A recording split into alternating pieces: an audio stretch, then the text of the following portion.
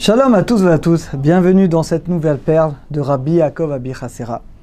Rabbi Yaakov va nous donner la clé comment dépasser le mazal. Le mazal, c'est tout ce qu'on appelle la prédestination. Alors il y a un verset dans la paracha qui dit Vaeter Yitzhak Lachem Lenocha Ishto. Vous savez que Rivka était stérile. Et donc son mari Yitzhak va prier, 20 ans ils ont attendu. Il va prier, la Torah nous dit qu'il prie pour sa femme. Sa femme avait un mazal, une prédestination d'être stérile. Donc elle ne peut pas avoir d'enfant. Vayater lo Hashem, et Akadosh Baruch Hu a exaucé sa prière. Et comme vous le savez, Rivka va tomber enceinte, elle va, Baruch Hashem, enfanter. Nous dit Rabbi Yaakov que Nochar c'est face. Puisqu'il priait, la Torah nous dit qu'Yitzhak priait face à sa femme. Rachid dit que chacun priait dans un coin. Yitzhak priait d'un côté, et Rivka priait chacun de son côté, chacun avec ses mérites. Nous dit Rabbi Yaakov, Nochar, qui veut dire face à, eh bien, c'est la gamatria, la valeur numérique de mazala, du mazal. Sous-entendu que quoi? La prière est la seule chose qui peut réellement nous permettre de dépasser le mazal.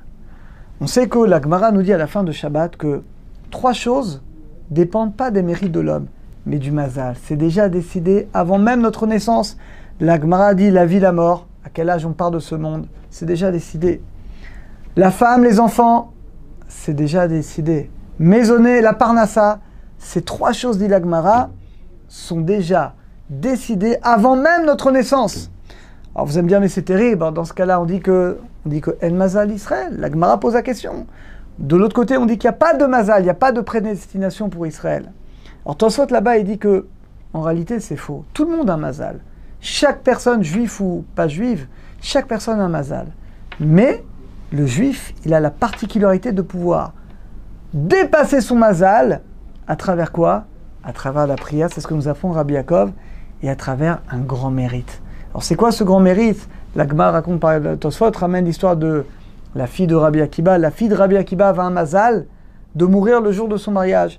Et le jour de son mariage, elle a fait un grand acte de chesed, il y avait un pauvre, elle l'a installé, elle lui a donné à manger. Alors que c'est le jour où elle se mariait. Elle a été sauvée, il y a un serpent qui est venu pour la piquer, elle a pris sa pince, elle a fait comme ça, elle n'a même pas vu, et elle a tué le serpent. Donc, la mitzvah de la tzedaka a annulé le mauvais décret. Eh bien, nous dit Rabbi Yaakov de cette gamatria, Nochar, la prière face. Eh bien, le fait que Nochar, c'est la valeur numérique de Mazala, de là, nous dit Rabbi Yaakov, eh bien, que la prière, la force de la prière, c'est extraordinaire. Parce que la force de la prière va remonter au-dessus de la force du Mazal.